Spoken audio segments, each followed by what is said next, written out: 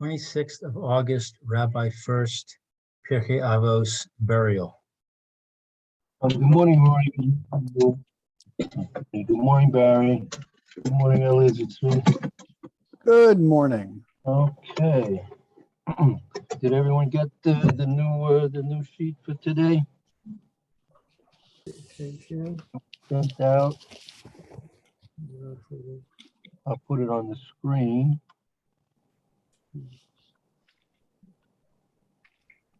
There we go. By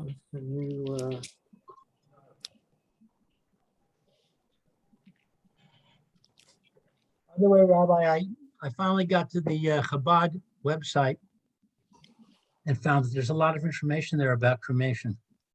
Okay. Very good. Very good. All right.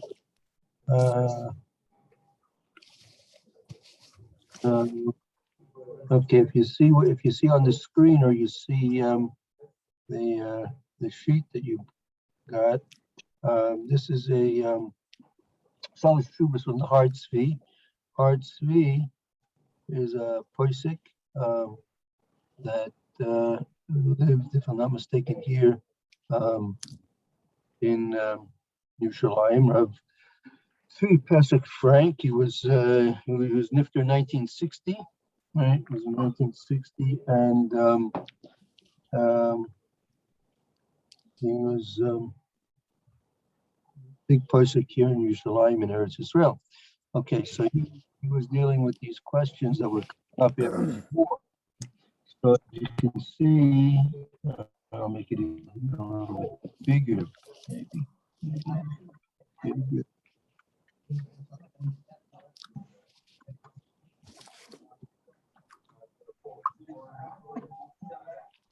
Okay, very good. Okay, anyone like to begin to read here? This is it. I will. Okay. This is again a continuation of the topic we've been discussing, the cremation. And go ahead, Lou. Al Das. I think maybe I'll devour on the topic, on the thing, on the item of. Al Devar Kavuras Afar, on the subject of burying ashes, Hakadoshim, holy ashes, Machnos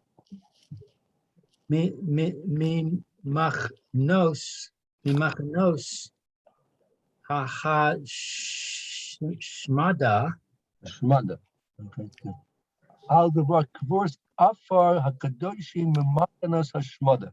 This is on the topic of the burial of the ash of those who died al Kiddush Hashem in the Machanas Hashmada. On the we in English they call them concentration camps, but in Hebrew we don't refer to them as concentration camps. They're much more than that. They were camps of destruction, of death, elimination. So the question arises: what's to be done with the remaining ash of all those that were cremated at the hands of the Nazi maximum? Al Abdas Shanish. Go ahead. Shanish Alti Im Yesh Chiyuv Umitzvah Likvor Afar Hakadoshim. So concerning the opinion on the occurrence, on the occurrence of, right, of that the question was put to me, Shinishalti, that was asked, on the occurrence of the question that was put to me. If there is an obligation and a mitzvah to bury the ashes of the holy ones, the ones who were killed by the Nazis, Machshema. Vaha mosh lachim, vahamushlachim kiduman al pi ha'adama, Apnei. al penei ha'adama. What is this mushlachim? They were just, I mean, the ashes that were just thrown, mushlachin, they were just thrown, kedoimim, like inanimate matter, al panei ha'adama, on the face of the earth. Ah, okay. So in other words, the after the crematoria, the Nazis just shoveled the ashes out onto the ground. Right. And now the question is, should they be gathered up and buried? Yes. The machanos hashmada. And this happened in the camp. Shall Hagar Manim, Hagermanim. Germans, Amach Shema. Yeah, I'm right.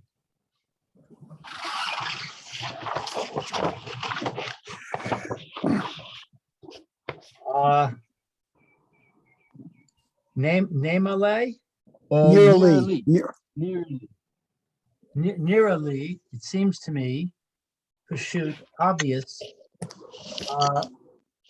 roar and clear. Devadai, Ika, Mitzvah, Lechiyuv, Bechach. that there is a mitzvah and an obligation in this. Very good. Ma shematzinu afar, and in that they found that the ashes of the burning ani mikash hadruf kayam.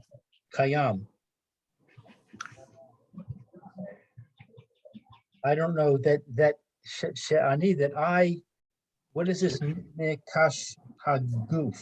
Uma shemitzinu the afar nesrafim shiny ki haguf kayam, and that we find, and that what we find that the ashes of that what was burned is different from when the body is existing.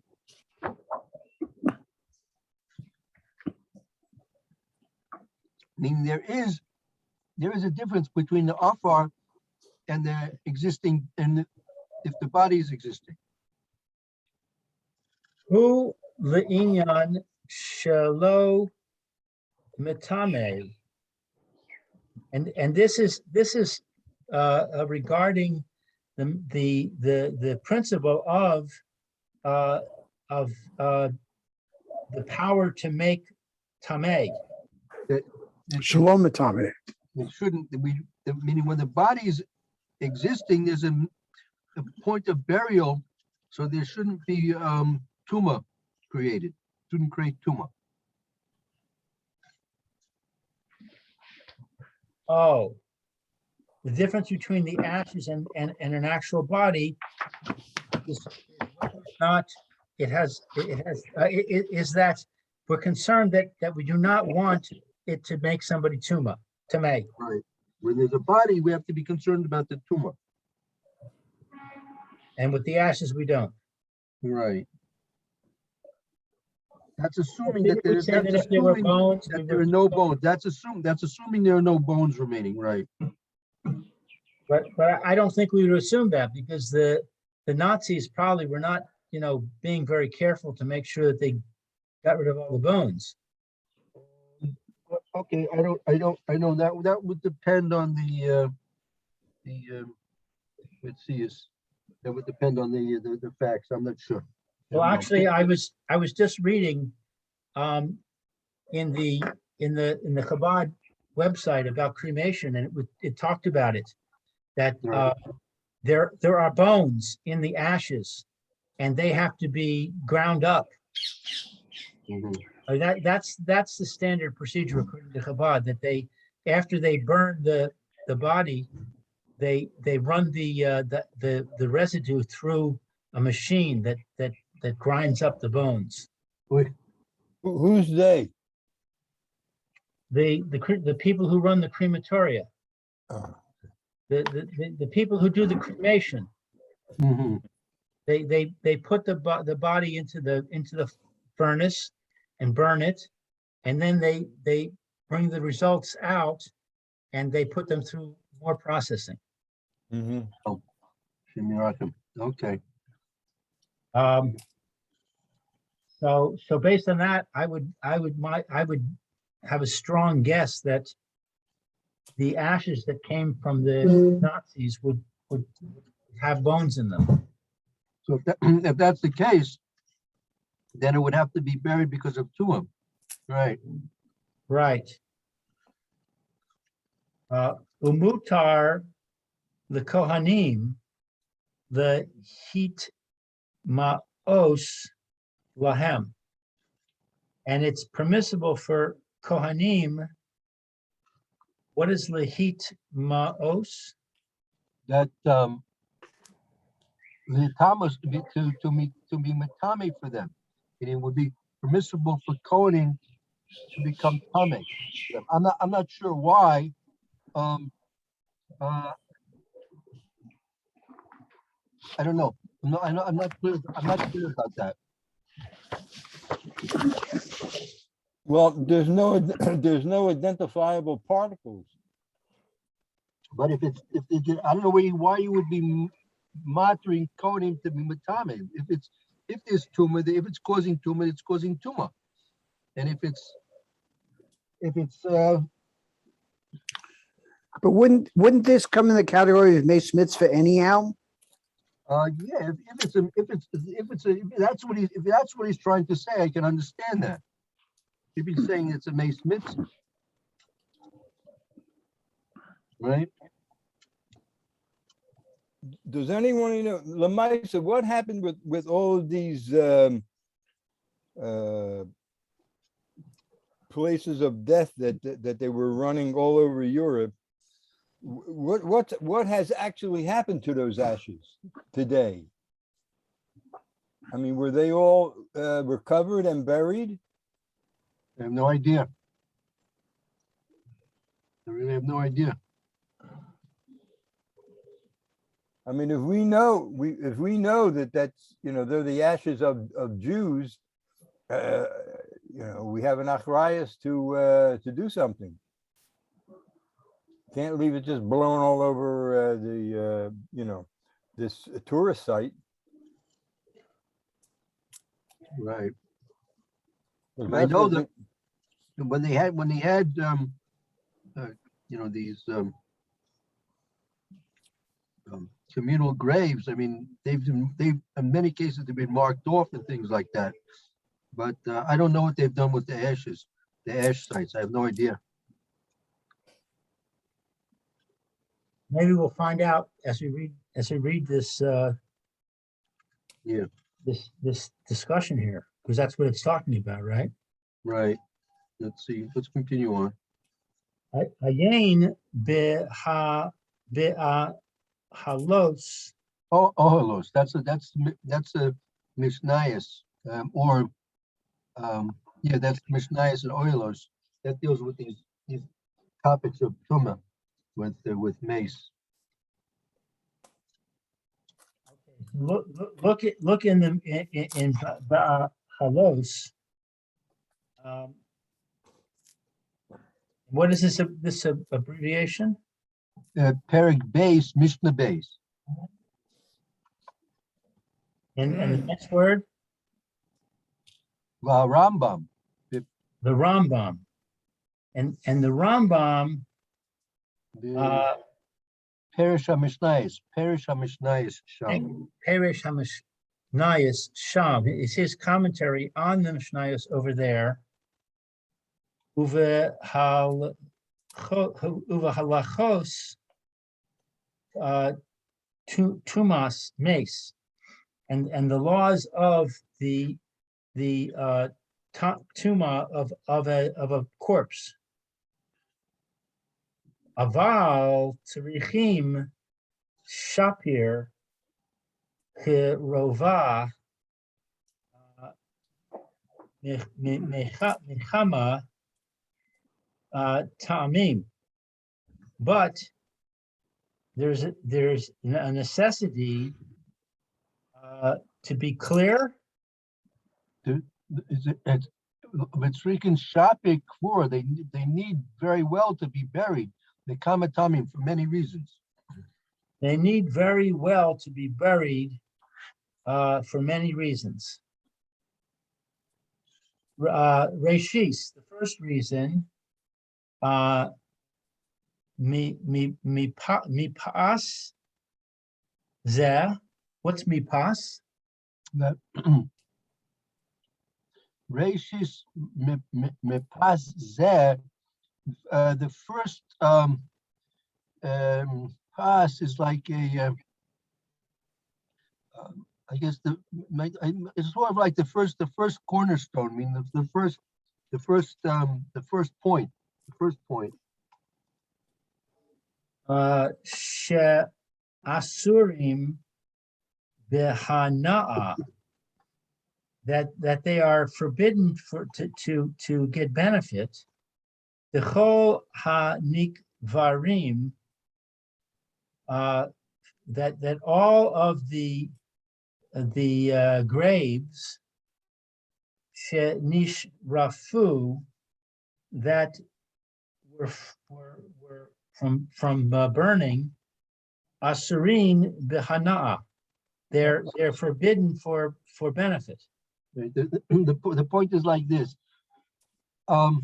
It's first of all, it's asur b'hana. Why? That everything which has to be buried, and instead it was burnt instead. There are certain things which have to be buried, and because they're asur b'hana, but it's in case it wasn't buried as it should have been, but it was burnt instead, they're asur b'hana, can't get any benefit from the remaining ash. So the first point is that since the ash is forbidden to get any benefit from, it has to be buried, so people won't mistakenly get any benefit from it. What benefit can you get from ash? Make soap out of it. Oh, yeah. Which is what they did. That's actually what they did. Right. No, but I don't. They didn't make soap from the ash. They made soap from the fat that came out when they were burning the bodies. Yeah, but that. But the ash was just a byproduct, so to speak. Yeah, also that, but they did the Shulchan Aruch talks about using ash to make shampoo and things like this. The ash itself? Yeah. Okay. But I thought the ash was inert, like chemically it was inert. There was nothing. No, ash is acid and lye are used to make soap. Uh-huh. Okay. I mean, also the fats. They also use the fats as well. Isa besof tamura. That's a Gemara. The Gemara in Tamura speaks about this point about anything that has to be buried is and instead burnt. It's forbidden to get any benefit from it. Va'ain sham. Look over there. I think that's Tiferes Yisrael. Tiferes Yisrael on the Mishnayos.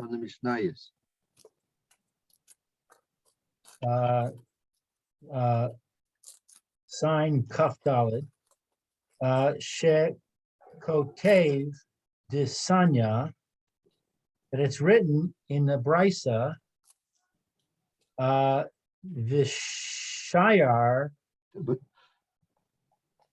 Mace. because of the Tana Vishayar, that's a phrase. Tana Vishayar was learned, and then there were other things also that were included but not stated in the Mishnah. That's Tana Vishayar, was learned, and there were other things remaining. And but if the conclusion is the mace sorach kavura, the mace needs burial. Meaning the ashes. Well, no, this is talking about the mace. The mace needs burial because it's something which has to be buried, right? So it's learned over there that since it's buried, and instead if it's burnt, the remains are asur b'hana. What does that have to do with the fact that the mace needs to be buried? No, because that's how it starts off. What you have to start off by having the necessity to bury, and instead, if there's no burial, but there's a burning instead, right? So that which also is required to be buried and is instead burnt, there's a prohibition of benefit from that as well.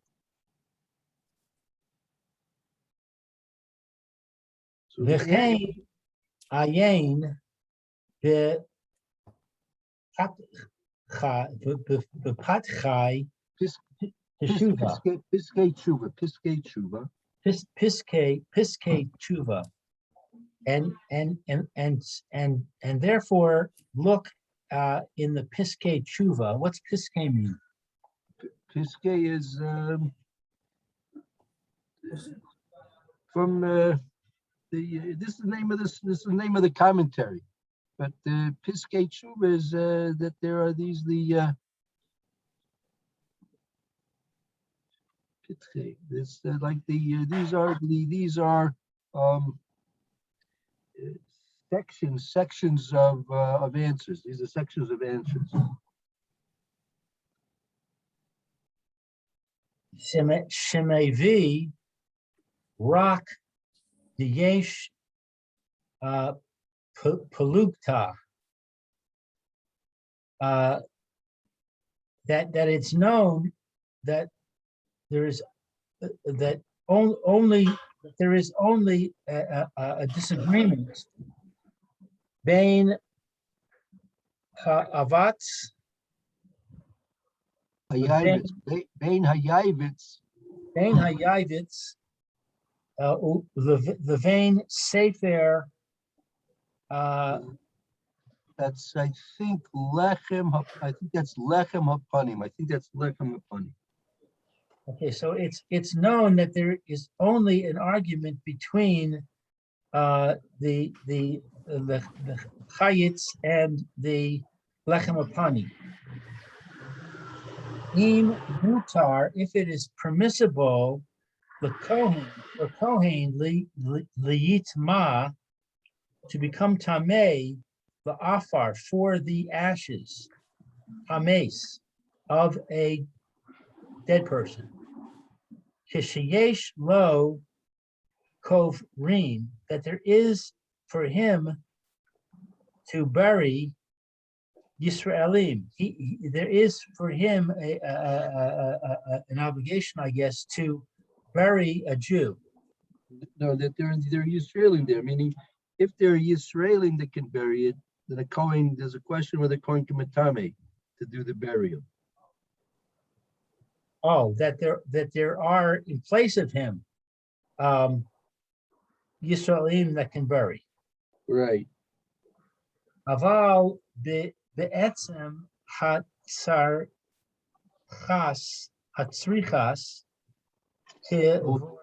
so Of a be'etzem on the bone, of a be'etzem on a bone.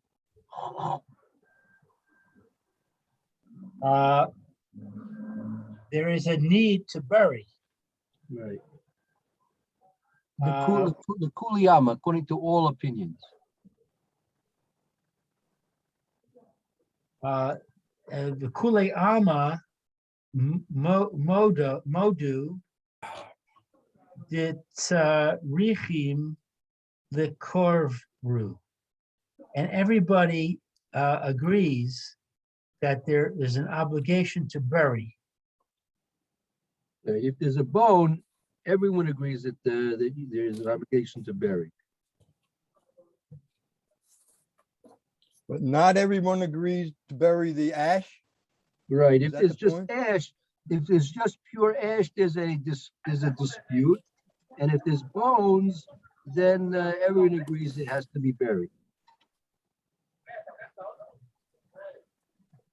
V'ayanti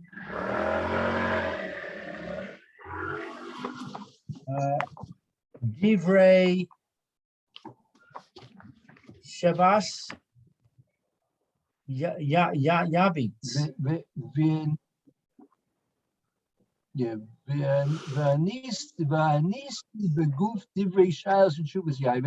And I took a look in the actual words of the responsa of the Yavitz.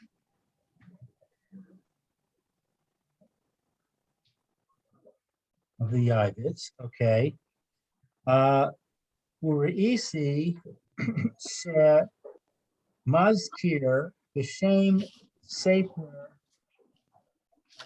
the Lechem upon lechem apanim, and I saw that he was in agreement with the book Lechem Hapanim. I saw that he mentioned the name of the Sefer Lechem Apanim. He mentioned. Right. He mentions the name of the Sefer Lechem Hapanim, Shekosev Gam Svara, that also an opinion. The Mahai Taima, from that reason, the Mahai Taima, that for that reason, Efshar Hasurufim, it's possible that the burned one, Ha-Kedoshim, that are holy, because they're from the camps. Tzarichin kavura, they need burial. Bishvil ha'etzam, because of the bones, shalo nisraf, that were not burned. Go. right? So you see that they're dealing with this situation where the bones, they weren't completely burned either. There wasn't a complete burning. And so in that case, it has the halacha of a mace. Right. Correct? Exactly. Right. But then you have the problem of all the ashes mixed up. You don't have an identifiable ash of a particular person.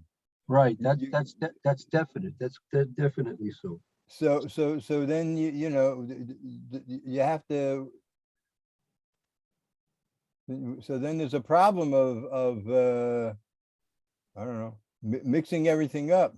See, this is why the Germans who were involved in this, they're still burning. They're going to burn forever.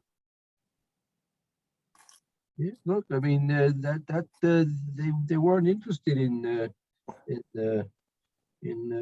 burying or honoring. They didn't honor them in their lives. They didn't honor them in their deaths. That's part of their, was all part of their policy.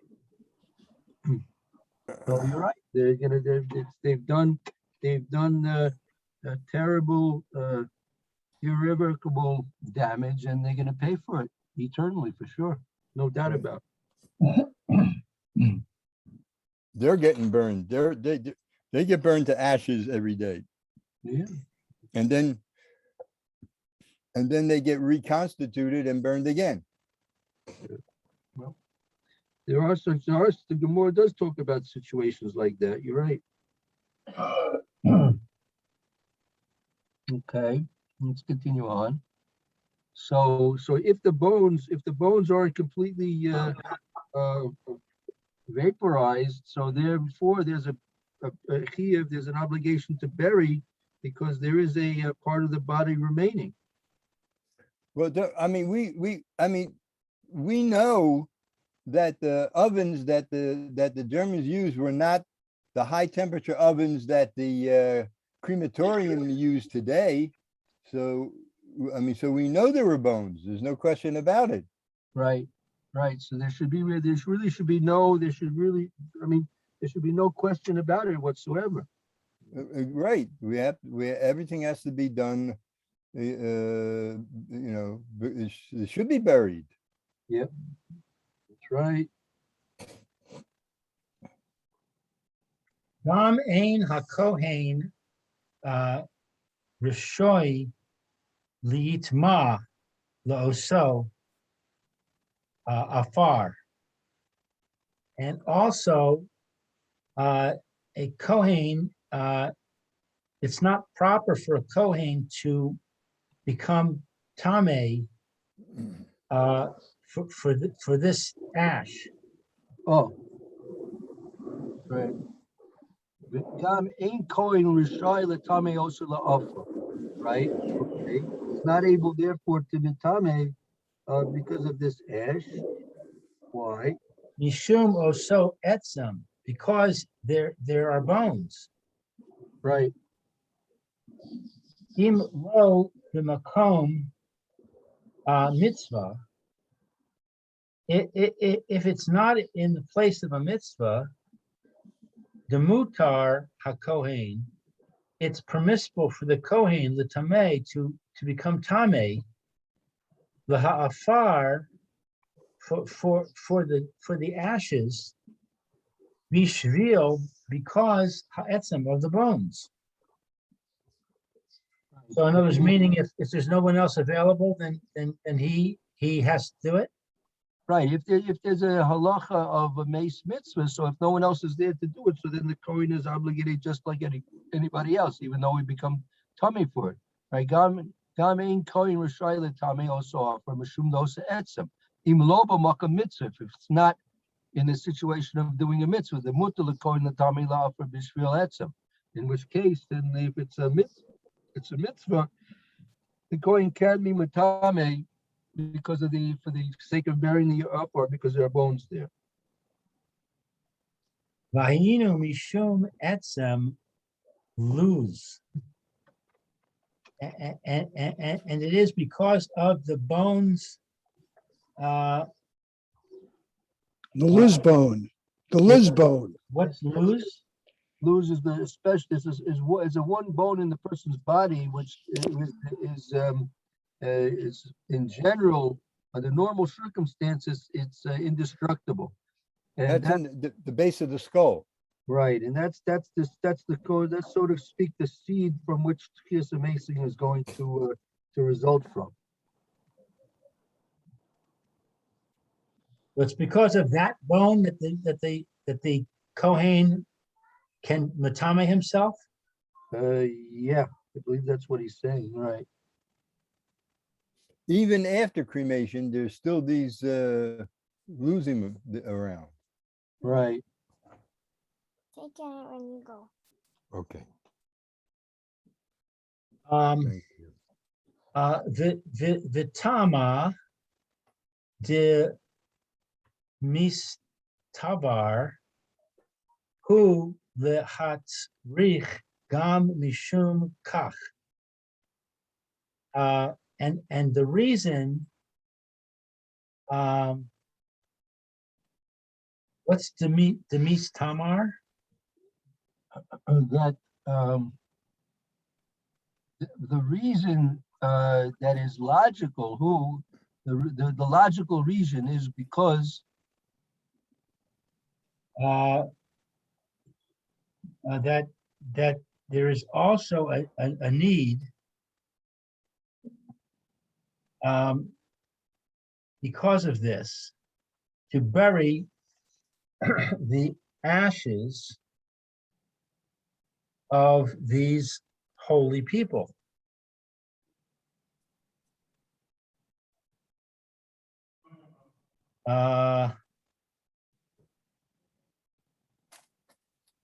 Isn't that circular logic here? But, I think he's focusing on the point that there's tumor. Since there is tumor there, that's also another logical reason why the ash should be buried, because it's going to be a question of the having the tumor exposed.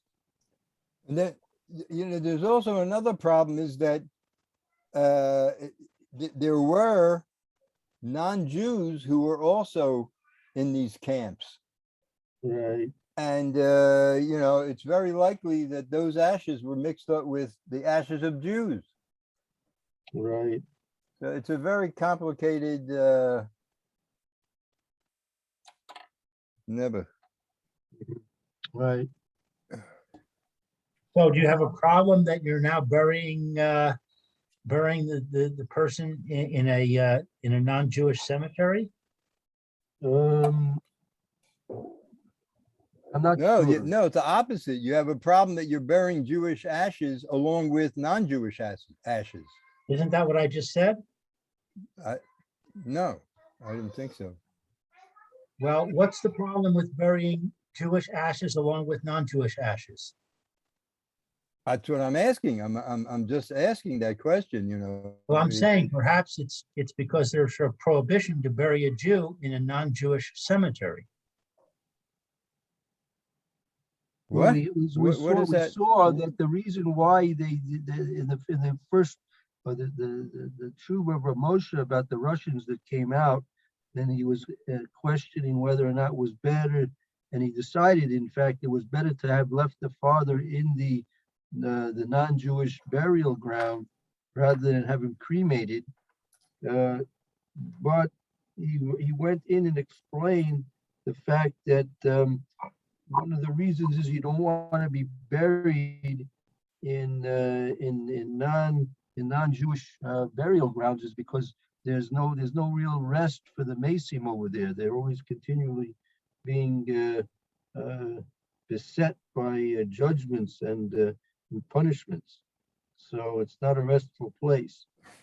So, but here there's no, you don't have any choice in the matter over here, in this particular case. What does that mean? We don't have any choice in the matter. The ashes is completely mixed up. You're never gonna Right, so therefore they should be buried in a Jewish cemetery because the majority are Jewish ashes.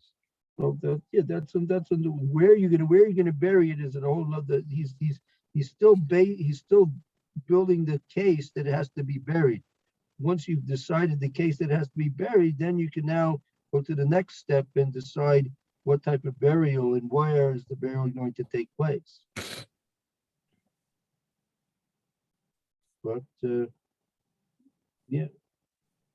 Does anybody know what happened with the ashes? They just threw them on the ground outside of the crematorium, or they brought them to a valley, a ditch or something? Does anybody know?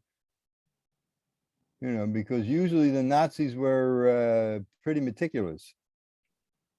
There must be some documentation about it. I don't know though. There were Jews whose job was to clean out the crematoria and dump the ash. I understand that, but outside of the crematorium, where did they take the ashes when they threw them away? Where did they dump them? That's the question. I mean, were they just scattered and the wind blew them away over the years, or was there are there known locations where they threw the ashes in? I mean, Lamaisa, what did we do for them? They use it for fertilizer. Pardon me? Did they use it for fertilizer? Oh, they did? Oh, yeah. I think so. Some of it. Yeah. Yeah, look, each situation could have been different. Each camp could have had different policies. I have no idea. But there's there should be documentation on it if you want to take a look and try and find anything out about it. I have a friend, Mike Paparo. He was a Italian soldier. He was among those who liberated the camps. Right. The first American soldiers into the camps. And when he got back to America, he came to the Philadelphia Yeshiva and he said, I'm a carpenter and I want to work for the yeshiva because I want to help the Jews, because what I saw is just unbelievable. He says, I'm not talking about it, but I have to do something. He says, so I have to help the living Jews. And he worked a full-time job, and he came several afternoons a week, and he worked hours and hours into the night a few times a week, repairing stuff in the yeshiva. Well, He was very good. He was a carpenter, an electrician, and all that stuff. well, But he wouldn't talk about it. He wouldn't say what he saw. yeah, that some things I'm sure they saw you can't talk about them, I'm sure. Yeah. You know, yeah. So I'm sure there was some information about what was done, but it could vary from camp to camp and exactly what they did with it. But at any rate, whatever happened to the ashes of these Jews, it's certainly not beyond HaKadosh Baruch Hu to reconstitute them. This is all HaKadosh Baruch Hu. Pardon me? Yeah, this is all in the hands of HaKadosh Baruch Hu. That's Right. clear. So HaKadosh Baruch Hu can fix it. It's beyond human, solutions, but Hashem will fix it. That's right. Okay, let's try and finish this paragraph.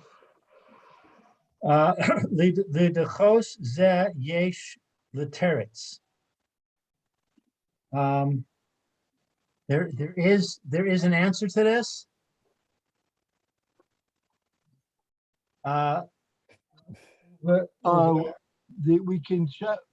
We can challenge this. We can challenge this answer. Where is this coming from? Yeah, that, let's see, 1 second, where are we? For practical should start. 1 second. Okay, yeah. And that which the Yavits challenge over there, yesh l'taretz. You can answer the challenge of the Yavits.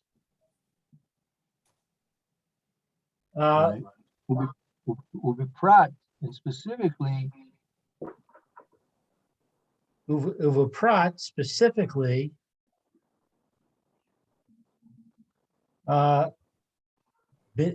benuga lezeh. What is relevant to this? Benogea, what is relevant to this? She'yitz tarhu mishum kad kach kavura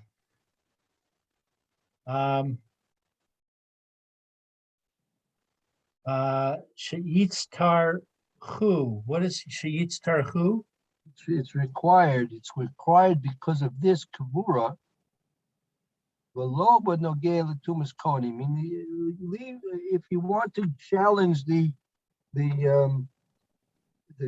concept that the tumor, they have to be buried because of tumor. If you want to challenge that, first we can answer, and plus, besides answering that up, we can also say that it's still a necessity of burial because of the because of the actual mitzvah to bury. Because if there's bones there, you have to worry about tuma. You also have to worry about burial if there's bones there. Umuchach ba'ivitz sham. What's muchach? Muchach, it's provable from the Yavitz over there. It's provable from the ivitz over there, she benuga, that it's relevant le ha hochcha le ha tzrichas hakivura eno cholek biklal. Alzeh. Oh, is that? Al zeh ayin sham.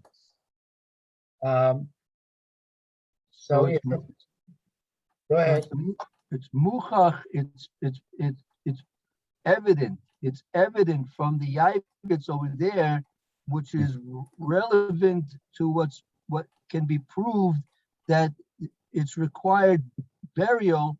That there's no argument about that at all. Meaning, there's a sub question as to whether or not there's tumah, but in the general question as to whether or not it needs burial, that we can prove that there's no argument about that whatsoever.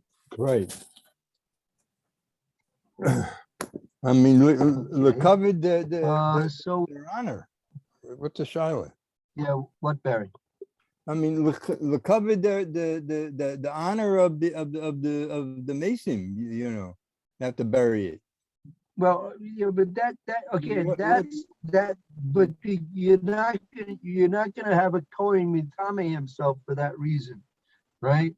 That's not gonna be enough of a reason for a Kohen to mitame himself. If there's bones, so there's a halachic, an actual law of burial, and therefore a Kohen, if there's no one else to do the burial, then a Kohen can actually go ahead and do the burial himself as well, even though he's going to be mitame.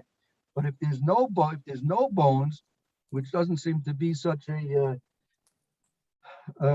in this case, in the case of the German Zamachshimum, it doesn't seem to be such a question. That in most cases you'll find bare bones. Then there's a obligation of burial, and that there's no one that really seems to be arguing about that if there's actual bones there. Okay, let's see. We'll take a break now till the next year, Mr. Brewer. Tomorrow's Erev Shabbos, so I guess 9:30. If for those who are interested, I guess we can speak on the Parsha Shavu on tomorrow 9:30, and we'll take a short break now and come back soon. Roy, you should have a good day, and Okay, all the hope to best. see everyone else soon. Okay. Thank you, Rabbi. also.